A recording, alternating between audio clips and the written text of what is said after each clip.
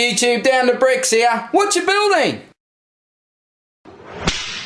Well, I have got a special review for you guys today, and it's special because it's a face-off where I pit a new set against an old set, and it's also special because the Rogue One movie has just come out. I have been to see it today. I'm not going to give you any spoilers. I just want to tell you it's awesome! So in front of us here on the left, we have the new Y-wing set 75172 Y-wing Starfighter 2016, of course, 691 pieces, 5 minifigs. It's facing off against the gold Leader Y-wing Starfighter set 9495 from 2012, has 458 pieces and 3 minifigs. So a big difference in the piece count there, well over 200 pieces. Normally I'd talk about prices on the new sets. Well, for the first time I think ever, Australia has got some of the new sets early, so this isn't due for release till the 1st of January next year, but we have got it already. I can't believe that. But prices, it's a little bit hard for me. I've tried to look it up. There's not a lot of information about the price of this new Y-wing around the world. I'm pretty sure in Australia it retails for 110. You can pick it up at Big W. That's where I got it from. It's on the shelf at 95. I was fortunate enough to pick it up at 20% off that as well. But that's enough with the yapping. Let's get in now and check these figs out and have a look at the sets. Starting with the 2012 Y-wing minifigs, we get the Rebel Pilot Dutch Vander and R5 F7. Dutch has some very cool printing on the helmet, pretty basic printing on the rear, and no alternate face print. And the last minifig for the 2012 set is Princess Leia, and I'm a big fan of this minifig. We get some very nice torso printing. Of course, it is the stiff cape. Such a great hairpiece. And there is the rear torso print, and we do get an alternate face print. On to the 2017 minifigures, we get a very cool astromech droid with a trans black dome head, and of course the pilot. Great printing on this pilot. He just looks fantastic. The helmet is also very cool. I think he's smiling a little bit too much for what he's about to face. A better look at that helmet printing. A look from the rear and the alternate face print, and that's more like it. And here we have more off. He is a very cool minifig. Some great molding, some great printing, some great detail in this head mold here. And by removing that piece, you can see the printing goes up the whole torso. Really is a fantastic minifigure with an awesome brick built backpack. On to the last two minifigs, we get a Stormtrooper, and we're going to need a stack of these if we want to replicate any scenes in the movie, I can tell you. Great printing on this Stormtrooper, just a classic with the standard face print. And onto a very cool character, Admiral Raddus. Has some very nice printing on the torso, down onto the legs. Really love that head mold, fantastic. Nice printing even down onto the chin here. It's just an awesome head mold. And a look at the rear torso prints. So we're going to start with the 2012 model. Now there's not a lot of play features to show. It's really just the ship itself, the build itself. I think LEGO have done a great job with both of these models. There's a few little things to point out. We have stickers on the side here. Looking from the front, we do have a couple of blasters on the front here. We do have a turret that spins around as well. I do have it up on a stand here. Of course, that doesn't come with the set. Looking directly front on, we do have some flick fire missiles down here, and there's a push at the back where you can fire those. Taking a look from the back, we can have a good look at the engine design.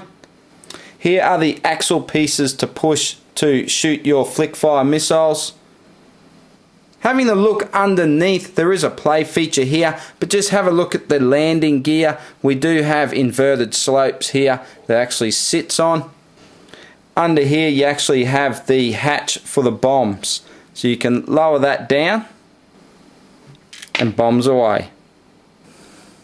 And looking from the top down, it's very impressive. The amount of greebling on this Y-wing really makes it stand out.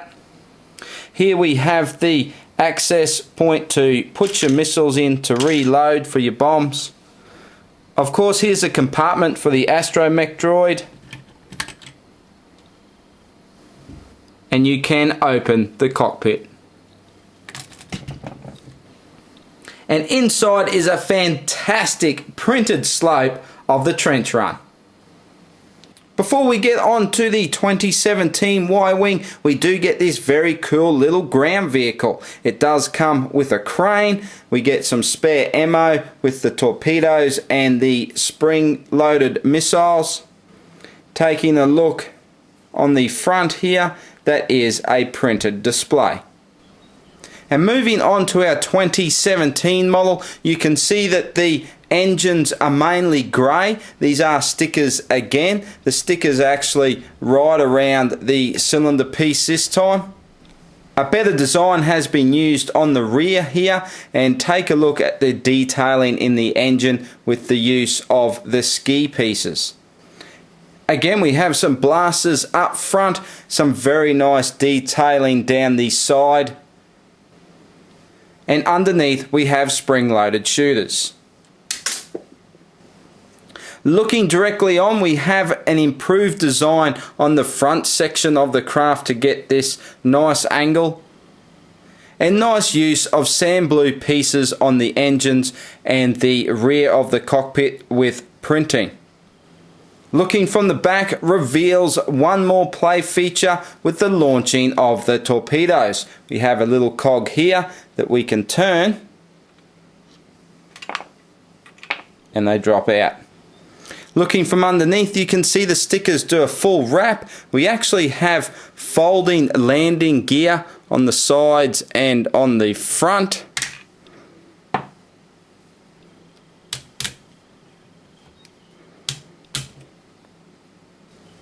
And winding the cog at the back, you can see the mechanism working with the torpedoes. Looking from the top, it is all about the greebling. Again, it looks fantastic. Here is the port to feed the torpedoes. So we can just put one in and we turn it, load in a second one. We're ready to go. Towards the front we have the port for the astromech droid. Again, we have the opening cockpit with sand blue printing, and inside the display is a sticker. So there you have it, a close look at both of these sets. What do I think about them? I think they are both awesome, great minifigs on both sides. People are going to ask the question, if I've got an old one, do I need the new one? Well, look, the old one is fantastic, like I said. So if you're really happy with that one, you probably could give this one a miss. But then again, if you want a squadron of Y-wings, why not pick up the new one? Because they have made some improvements, as we saw in the review. There's a few little things they've improved on, and it does look fantastic having two of them lined up like this. So my answer to that question is, if you can afford it, go ahead and grab it. You won't be disappointed in it. Plus, you get some awesome minifigs that you won't have in your collection as well. Now, if you're going to ask me which one I like better, that does get rather hard. Look, I'm going to have to swing with the new one, I think. Look, you're really splitting hairs. They're both great sets. The white, I do like the white look on the older one. I just think the extra greebling, the new design on the front of the Y-wing for the new model, the way it slopes in, the way they have designed that, it was a very clever build technique. So I just like that little bit more slenderness on the head of the Y-wing. So look, I'm probably just going to edge it out with that one. But either way, you're not going to be disappointed with either of these sets in your collection. Well, I hope this video was some help to you if you've got an old Y-wing and you're thinking about picking up the new one and you wanted a comparison. I hope this video was a help. If you enjoyed it, give me a thumbs up. That would be fantastic. I'm trying to get this video wrapped up so I can get back and see Rogue One a second time.